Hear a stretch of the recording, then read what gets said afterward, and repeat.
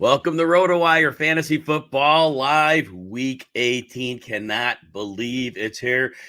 We've been at this for 4 good months, almost 5. Hopefully everybody's enjoyed the show. John Ryan, every Saturday, he's been with us all season, giving us winners throughout. John is, as always, has been hitting big. He's been at this for 3 decades. 10-unit bets, last 4 years, 68%. His NFL and NCAA combined, 65%. John, how's the recent heater going?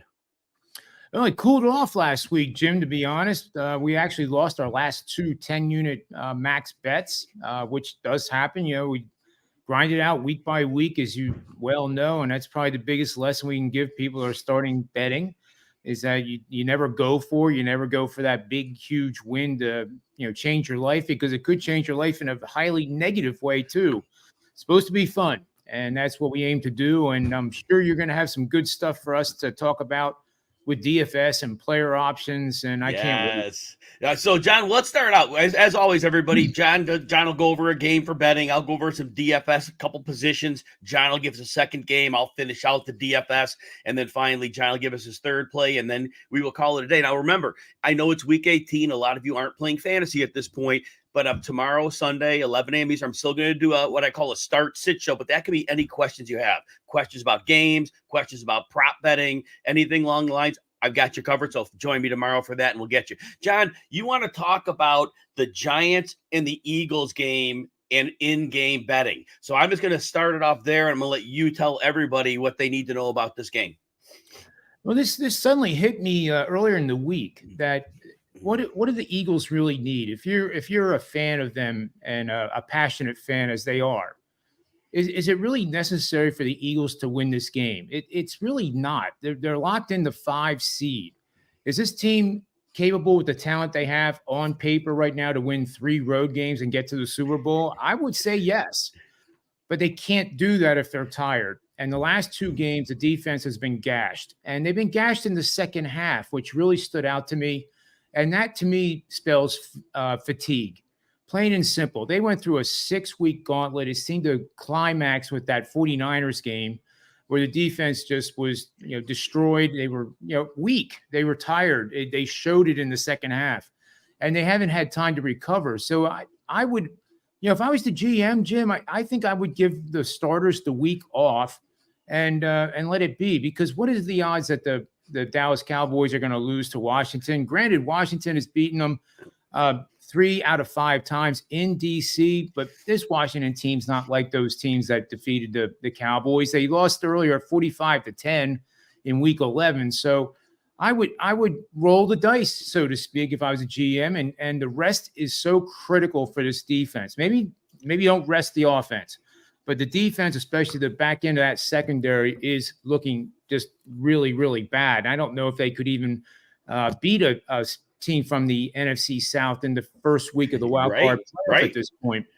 So that's my take there. So if they start their stars, which is apparently what they're going to do, keep an eye on that Dallas scoreboard. And I'm sure they're going to be doing the same thing, because if Dallas gets up 10-0, 14-0 in that first quarter or the second quarter, I think there's a high probability that the Eagles will pull their starters. And after all, they're playing in New York. They won't have to worry about getting booed by the fans for giving up on a game. And it would be the right thing to do. But that opens up the opportunity to bet the Giants. So, like in-game, the perfect fantasy for me right now would be the Eagles are up 10-13-0, and then Dallas scores a touchdown to go up 17-0, at which point then you're going to get the Giants at just a ton of points. It could be double digits easily. Could be as high as 17 points at that mark. Eagles pull the starters. The Giants do have a chance to come back and at least cover the spread of that in-game line. So that's the idea I have in mind for the game tomorrow. That both games start at 4:25, and I'm sure there's going to be a lot of scoreboard watching up there at MetLife Stadium. The game itself, though, Jim. Quickly, the Eagles' offense has been okay. That's not the problem. The problem has been the defense. However, the Giants' offense is 30th in the league, scoring 15 points a game. They're 30th, averaging 272 per game. They're averaging 4.4 yards per play, which is 30th out of 32 teams. And I could go on and on and on. So the defense actually, what do they get by playing this game? They're going to play well against a horrible offense, but does that give them confidence? I don't think so. So again, I think the Eagles are the play here pre-flop. Maybe you do 50%, or maybe you just do the first half betting line. Now, one quick system here, Jim, before I turn it over to you with the Eagles here is you're going to bet on favorites that average 23 to 28 points per game. They're facing a foe that gives up 23 to 28 points per game. Favorites coming off back-to-back games in which 50 or more total points were scored in each game. That has gone 61 and 31 against the spread for 67%. 56 and 36 under. You know, the underplay, I think, is really a live bet here, too. 61%. That goes all the way back to 2010. And if the game occurs in the last 4 weeks of the regular season, 20 and 7 against the spread, 74%, 17 and 10 for 63% to the under. So I do like the Eagles here. You know, first half betting line. If you prefer that, I see no problem taking that too. As always, John Ryan teaching you to be a better gambler, not just giving you trends, not just telling you about the team, but telling you about the idea of scoreboard watching in week 18. Because yes, that does happen, and rest is important. If a team who's in the playoffs has nothing to play for at some point, then yes, 100%. Great call on those, John. I love that strategy you're going with. DFS. Thanks. Hopefully it works. Yeah, I don't know. I love it. It sounds like it has all the, well, hey, the whole operation is correct. We just need to keep the patient alive now. That's it. But That's right. that's it. But it makes sense. DFS, quarterbacks. Justin Fields, 7,200 at Green Bay. Look, Fields hasn't had through the roof games. He's playing defensive coordinator Joe Barry. That defense has been atrocious. Now, these teams played in week 1. Throw it out. Packers are playing reasonably well. Then Fields was, coming in with a new offense like that. Well, really with new DJ Moore, I should say. Things weren't ready. They've become a much better team throughout the season. So Justin Fields in a game that should be high scoring. Remember, on the Bears side, cornerback Jalen Johnson's out. Kyler Gordon is iffy with a calf. Green Bay's going to put some points up, but I like the Fields side of this because Fields might get going as a runner too here. And so that's where you want to take advantage of that in DFS. Jared Goff, 6,700 against Minnesota. Look, my mind is Detroit is playing to win. I know John talked earlier about Dallas and whether Detroit understands this. Dallas could lose. Philly could lose. Detroit could still be the 2 seed. There's no way Dan Campbell is going to take for granted that Dallas on the road is going to win. Because Dallas on the road, they've been garbage against a lot of teams. Philly, like you said, they could end up resting players. And I'm not convinced that Tyrod Taylor doesn't beat him anyway, honestly. But they're playing. And it may not happen, but Dan Campbell's going to play as if it will, because if he can get that 2 seed, he knows his team at home is so much better. Anything he could do to get a home game or more home games, he's going to do it. And that would be huge. So, yeah, I think he plays Jared Goff. And remember, home Goff versus road Goff. When they were in Minnesota and they won 30-24, they ran a lot. They're going to be able to throw here. And Minnesota, I talked about this in last week's game with Green Bay. These divisional teams that have played Brian Flores' defense a second time, they understand the craziness now. You could shred them because the talent is a problem, but the first time you see him, you don't know what to do with it. Derek Carr is a GPP only play. We know Derek Carr is hot garbage. Played Atlanta earlier in the season. He threw for 300 yards, no touchdowns. They kicked 5 field goals. But Derek Carr's at home here. And it's basically, this game is taking place at the same time as the Tampa Bay game. So both New Orleans and Atlanta are playing. If they win, and if Tampa loses, then the winner of this game makes the playoffs. But New Orleans has the edge in that there's another scenario with the later games. If other teams lose, they could win and still get in. So Atlanta only has one path to get. So they're scoreboard watching Tampa Bay. But the Saints, they have skin in the game with Seattle and with Green Bay. So they're going to play this all the way through. Tyrod Taylor, here's your cheap one, 5,300. I gave him last week. 300 yards, 40 yards rushing, only 1 touchdown, but he got the 300-yard bonus. I'm going back to him. He's a good quarterback. And Brian Dable, great play caller. And he understands that Philly is struggling against the pass. Hey, they struggle against the run right now, too. But Tyrod Taylor's live here. He is definitely live here. Running backs, he's expensive, but Rachaad White at Carolina. Carolina's going to have to spend their resources on Mike Evans and Chris Godwin and Baker Mayfield. And Rachaad White may not be a great running back, but we've seen all year. He'll get touches. He'll get goal line touches. He'll get receptions. However they need him to work, he'll work. This couldn't be much of a better matchup. Carolina does not do well against the run, and so White's going to get volume here. And again, we've seen him get games with multiple touchdowns. That's always in play if the ball's at the goal line because they do run at the goal line. Aaron Jones is 6,300 against the Bears. He has had 20-plus touches in 2 straight weeks. His yardage has been great. He looks like vintage Aaron Jones. And the Bears have been a very good defense, but the Packers have a very good offensive line. And the Packers are playing to make the playoffs. And they're going to need Aaron Jones. I think there's a lot of points scored in this game. So Aaron Jones could be a big factor. A.J. Dillon's out.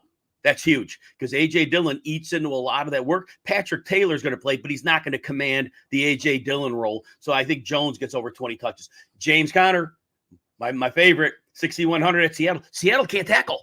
They simply cannot tackle. They're out of position frequently. That's not getting fixed. That's been an issue for half a season. That's not getting fixed for one game, and they're not fixing it against the Cardinals.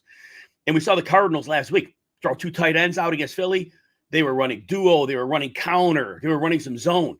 Connor is a beast. He has been hot for 4 games. Keep riding at 6,100. He's cheap. Zamir White, we played him last week. It didn't work out. This week, they're playing Denver. Denver can't stop the run at all. And they can't, and Denver's done for the season. So, I mean, I don't know how much motivation they have. Zamir White has motivation because Josh Jacobs will be gone. He was out of the franchise tag this year. So he'll be gone. So Zamir White, 6,000, cheap. Last one, GPP only. This is a dart throw. Chase Brown is 4,600 against Cleveland. The season's over. You have to think Cincinnati's in evaluation mode. There's really no reason to give Joe Mixon heavy work here. So this is GPP because there's a lot of uncertainty. So we're going to go with Chase Brown. Herman asked about the weather hurting Tyrod Taylor.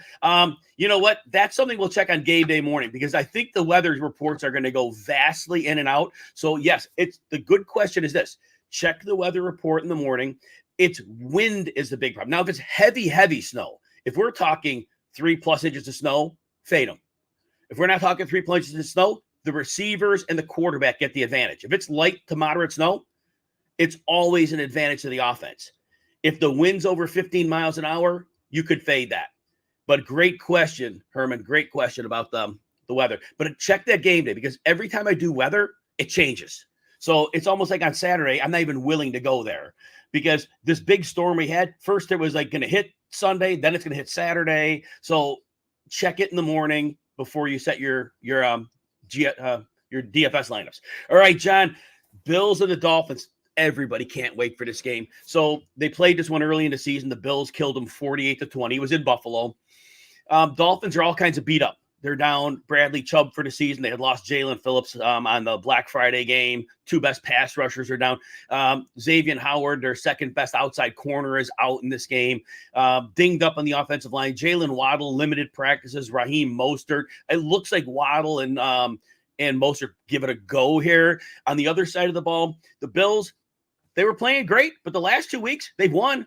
They haven't looked great. They barely beat the Chargers last week against the Patriots. Even despite their defense scoring, they barely won that game. But they're winning, and they come into this game. Obviously, they own the Dolphins in the first meeting, but we're going to see what happens here. John, break this game down for us. Well, simply, Jim, I see Buffalo winning this game fairly easily. They're 2.5-point favorites. I was just checking it right now. The one thing I don't like is the percentage of tickets is around 65%. That's not a red flag yet, but if more money does come in with bigger bet type of accounts, and that'll be offset by any increase in the number of tickets. The public is definitely going to bet Buffalo here. I don't think there's really any reason to think that there's going to be a bounce back after what Miami did last week, which was a 10-unit play that I lost against Baltimore. Baltimore just absolutely destroyed them. But keep in mind, too, I was looking at some of the more advanced metrics. And over the last 30 years, I can make an argument that Baltimore is the best team of any of them over the last 30 years on both sides of the ball. There's been teams that have been better offensively. There's been teams that have been better defensively that have gone on and won the Super Bowl.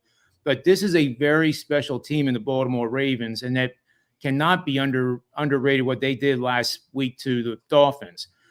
Tua is having a tremendous season.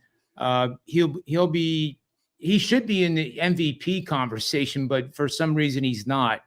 But he's having just an unbelievable season. But the defense here, it's almost like talking about the Eagles. They are destroyed in the secondary. And, Diggs, I think you're the expert on the player stuff, but I think he's going to have a monster game, just like he did in the first matchup with the Dolphins, where he had 3 touchdowns and I guess close to 200 yards receiving, if I remember right. And I just see this being another replication of that. Maybe it's not 48-20, but I do think Buffalo wins by double digits. Miami is the top offense in the league, so they're going to be able to keep pace, but I don't think they're going to be able to keep pace because the Buffalo defense, when they play and focus play and fill those gaps properly and don't overreact, they are one of the best units in the AFC. And I would put them right up there with the Cleveland Browns, to be honest with you, in a playoff situation, and we'll have to see about that later. But it's interesting to note, too, that Buffalo, if they lose, could actually not make the playoffs. Some weird stuff would have to happen. Not much. Jacksonville loss and Steelers loss would have to happen. And then the Colts, I believe, would have to tie against the Texans. They don't need a tie. They need 2 losses. That's all they need. Those 2 losses, right? They lose 2 losses and they're out. That's it. No, right, and they're out. So there you go. So it could happen. I mean, it's pretty realistic. So I think there's more pressure, more urgency on the Buffalo side than Miami. Miami's in no matter what. Yep. So, they might be the 6th seed, which nobody wants to be. You could be the 2 seed if you beat the Bills. So there's a lot on the line here. The betting system here just brings clarity to the whole matchup. And what we're going to do here is we are betting on road teams with a total of 48 or more points in the game. Host has a winning record on the season. Game occurs in the second half of the regular season. And the road team scored 35 or more points in their previous same season matchup against this current host. 32-13 straight up. Notice I'm playing the money line on this bet. This game could come down to a field goal, and I certainly don't, want to win by 1 or 2 here. And see the Bills, kick a field goal trailing by 1 point with 10 seconds. I think if it's 2.5 or less, you'd play the money line in this situation. And if they win by double digits, it doesn't really matter what the vig is that you're laying. So I like the Bills here quite a bit. From my predictive model, Bills are 21-2 straight up, 19-4 against the spread in games where they score 27 or more points and have the same or fewer turnovers in games played over the last 10 seasons. So there's an 82% probability they score 27 or more and have the same or fewer turnovers. So I got to go to the bank with that. Oh my gosh, yeah, that sounds like a winner. That's a great, again, a whole set of rationale, connecting the dots. The Bills are the play here. I want to circle back to Herman's question about the weather. So NFL weather right now, and again, check it tomorrow. They're saying 2% chance of snow, 33 degrees, which for New York and Philly, they don't care about that. That's not a cold game. That's where they're from. 7-mile-an-hour winds. So the wind's not a factor. As of right now, snow is not a factor, but check it tomorrow. And I know you were talking about Gardner Minshew, who plays tonight. So if you're worried, check the weather before Gardner Minshew's kickoff at 8:15 Eastern. If you think there's going to be something crazy where the weather shifted, then make a move there. But Minshew's in a good spot here too, because Houston cannot defend play action. So I want to get to that. And Shane Steichen, play action. So Minshew isn't in a bad spot. All right, DFS, wide receivers. I'm on Russ St. Brown. 8,600 against Minnesota. I said if you're going to play Jared Goff earlier, if you're going to go with that narrative that they'll pass a little more than they did when they were in Minnesota, which they'll turn Goff loose at home more. I'm on our St. Brown's the way to go. Middle of the field against Minnesota. That's an optimal place to attack. Also, DK Metcalf, 7,200. GPP only. They're playing Arizona. Arizona, they don't have personnel to deal with them. Their starting right cornerback is out. Metcalf frequently lines up on the offensive left side, so he would potentially be facing a backup cornerback. And Geno, now I know the Seahawks have plenty of motivation to win, because they win, they have a chance to make the playoffs. They win, and the Packers lose, which they're playing the Bears. That could happen. Well, also Geno Smith gets $2 million if they make the playoffs. So Geno Smith's going to be heavily incentivized to have a big game. That's big money, especially if he doesn't make a monstrous contract. Look, DJ Moore, you hear me say his name a lot. He is never priced appropriately. He's only $7,000. And Justin Fields has had a great passer rating throwing to him all season. Look, I don't need to explain it. DJ Moore's a superstar. The Packers haven't covered anybody. People throw out Jair Alexander's name. He's not the guy he was a couple of years ago, simply put. They traded away Rasul Douglas earlier in the season. DJ Moore has a great connection with Fields. This is going to be a higher scoring game. That's where Fields is going to go. That's his guy. And Darnell Mooney, not that he did anything all year, he's out. So, I mean, really, they don't even have a great second target. Moore can win anywhere. Chris Olave, let's go back to him. 6,700 against Atlanta. If you're playing Derek Carr, go with Olave. The ankle should be better this week. I think the ankle was more of a problem than we knew last week, and that's why he didn't have the good game. But through practice this week, he seems to be not bothered by it. So I think now he's a full go as opposed to maybe last week he wasn't. The last one, no, two more. 6,100. DeAndre Hopkins against Jackson. Why do I like Hopkins? Incentives. Hopkins can make $750,000 in this game. Mike Vrabel, they're out of it. He's a player's coach. If Hopkins gets 7 catches, he gets $250,000. If he only gets 39 yards, another $250,000. If he scores 2 touchdowns, another $250,000. Ryan Tannehill's a quarterback. I think Tannehill will be willing to force the ball to Hopkins in this game. I'm not worried. Jacksonville's defense is healthy now. Hopkins could beat any of the corners. Tyson Campbell's not playing great. Darius Williams is too small. So I think they're going to try to get Hopkins at $750,000. So if they're going for that, I'm playing Hopkins in DFS because you could have a monster game. The yardage is low, but the 2 touchdowns is in play. All right, last one, cheapie. If you're going with Tyrod Taylor, I know we never know which receiver is going to hit. I like Wan'Dale Robinson at 4,200. We talk about the Eagles defense, and you could beat them anywhere. But Brian Dable really likes cooking up concepts in the middle of the field. And Wan'Dale Robinson is very accomplished in the middle of the field. I think it's a stylistic fit here. And at 4,200 with him and Taylor, you can get a lot of money spent elsewhere. All right, tight ends. Evan Ingram, 5,400 at Tennessee. I don't know if Trevor Lawrence is playing. Even if he doesn't play, C.J. Beathard will get him the ball underneath. He did last week, a whole bunch of passes. But if Lawrence is limited, he's not going to air it out.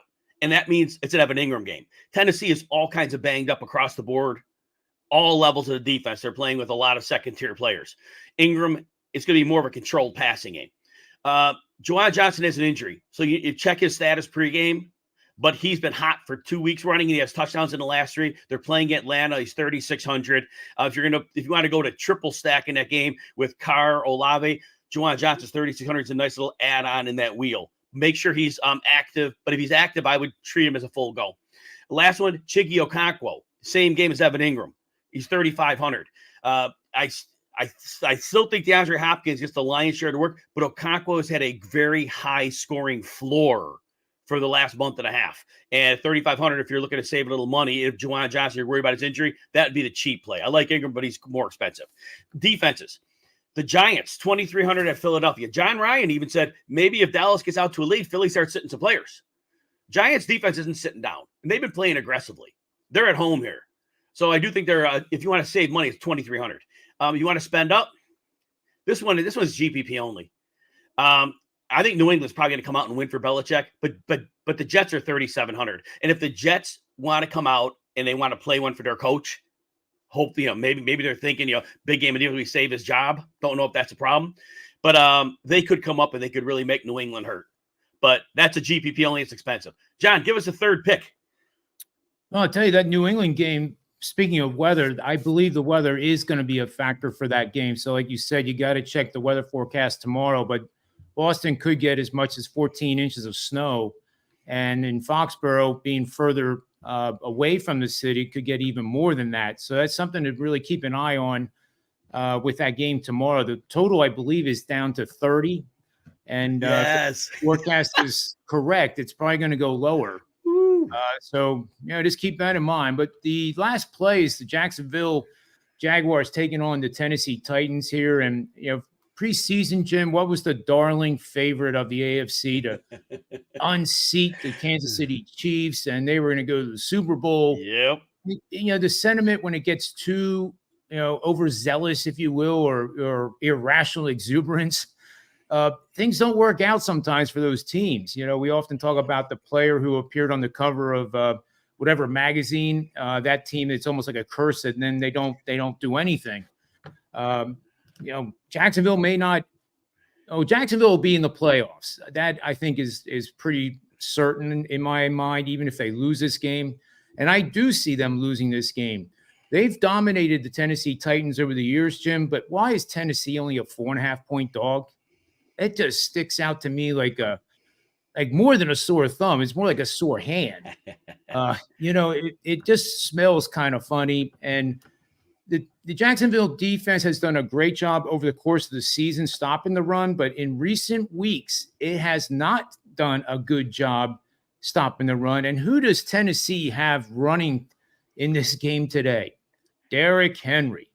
I got to think that might be a possible DFS on your radar. I could be wrong, but I think they're going to run him about 30 times. That's a great call. That's a great call.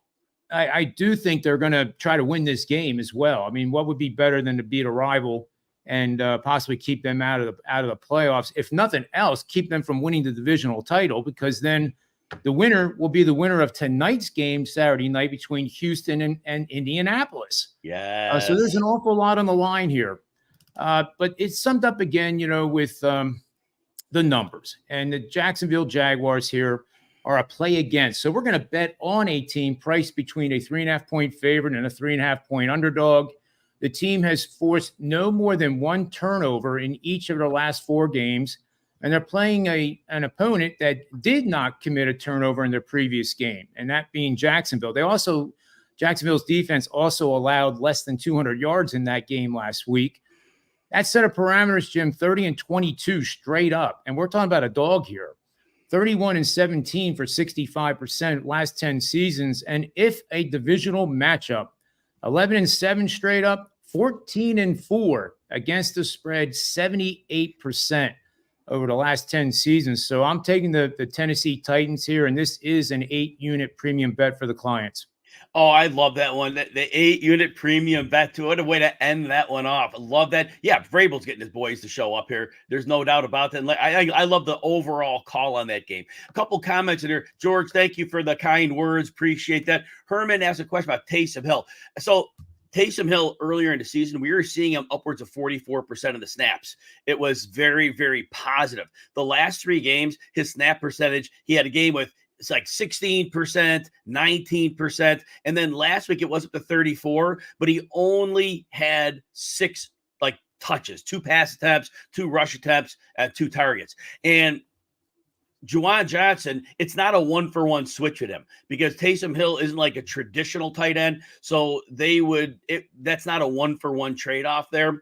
And the other thing is Jamal Williams will take heavy carries in this game if Kamara's out. Now, you certainly could go for Taysom Hill as a GPP only play because you never know when they're going to factor him, but they have really phased him out in the last 3 games. And I don't know if it was that foot issue that he did have and he missed a game with that. It might be that, but that's what we got to be careful. He's an older player, and if that foot really is an issue, so that he's GPP only for that reason.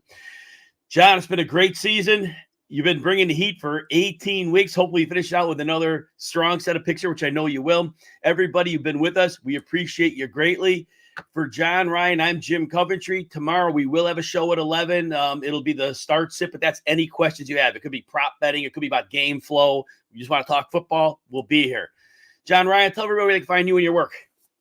Well, you can find me on the X at John Ryan Sports and the number 1. I do work and written content for Rotowire.com. NFL article was put up this morning, so make sure you check that out. It has more detailed information about some of the games we just talked about. And if you want a sample of the card for tomorrow, just send me a direct message at Twitter, and you'll get the whole kit and caboodle. I'll give you all access, NBA, college hoops, NHL. They've all been doing pretty good now. And hoping to bounce back in the NFL because last week we kind of got, we got hit in the chin pretty good. But we'll see if we can bounce back with a winning weekend for everybody. Like I tell everybody, when you're gambling, you need to go to established winners professionals in the field. There's a lot of people throwing out betting advice. They don't know what they're doing. They might get lucky out again. John has consistency because of his models, his understanding of the game, and his experience. You'll learn from John while you're also making money. And there's no better recommendation I could give you than that. So again, John at John Ryan Sports 1. Make sure you're following John, keeping up with his work. Go to his site, sign up for the Predictive Playbook. You won't be sorry you did. Alex, thank you for the kind words. Herman, appreciate you coming with us this season as well. And Alex reminds us the John Ryan line: bet with your heads, not over it. Things will balance out. Love that. Yep. All right. For John Ryan, I'm Jim Coventry, everybody. Good luck this weekend and Happy New Year.